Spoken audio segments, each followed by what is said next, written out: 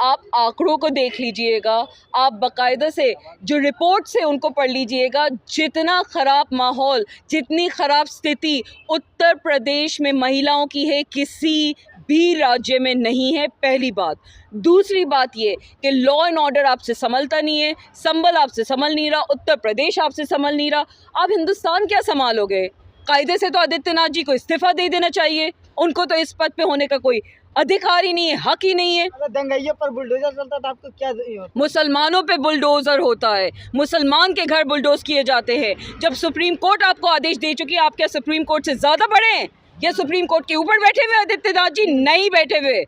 उनको इस बात का संज्ञान लेना चाहिए और कायदे से उनको इस्तीफ़ा दे देना चाहिए, क्योंकि जिस तरीके से मुसलमानों को डरा धमका के आपने एक उत्तर प्रदेश में उनके खिलाफ एक नफ़रत का माहौल क्रिएट कर दिया है, उससे आपको ऊपर वाला ना माफ़ करेगा, ना लोग माफ़ करेंगे। और ये मत भूलिएगा कि जब हिटलर और फिरौन जैसे शासन नहीं कायम रह सके तो आप क्या कायम रहेंगे? कहाँ नफरत है? आप लोग खामखा बदनाम कर रही है, कोई नफरत नहीं है, हर जगह मोहब्बत ही मोहब्बत। बहराइच, संभल, उससे पहले मुजफ्फरनगर, दिल्ली के 2020 के राइट्स, कितने ऐसे एग्जाम्पल्स हैं। और गलत किसको ठहराया जाता है? सिर्फ मुसलमानों को।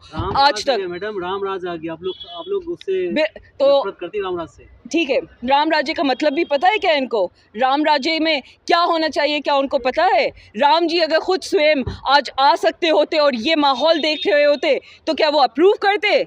इतना अफसोस का मुकाम हो चुका है हिंदुस्तान में, इतनी नफरत फैल चुकी है कि आप इसको राम राज्य तो नहीं कह सकते, क्योंकि सही मायने में खुश है क्या? सही मायने में अगर राम राज्य होता तो महिलाएं सुरक्षित होती। सही मायने में अगर राम राज्य होता तो यहाँ पे बात होती एजुकेशन की, यहाँ पे बात होती स्वास्थ्य की, यहाँ पे बात होती इंफ्रास्ट्रक्चर की, और यहाँ पे बात होती काम के राजनीति की। लोगों के मुद्दे उठाए जाते, लोगों की हक की, हित की बात की जाती। विश्व में डंका बज रहा है मोदी की, क्या तो करिए।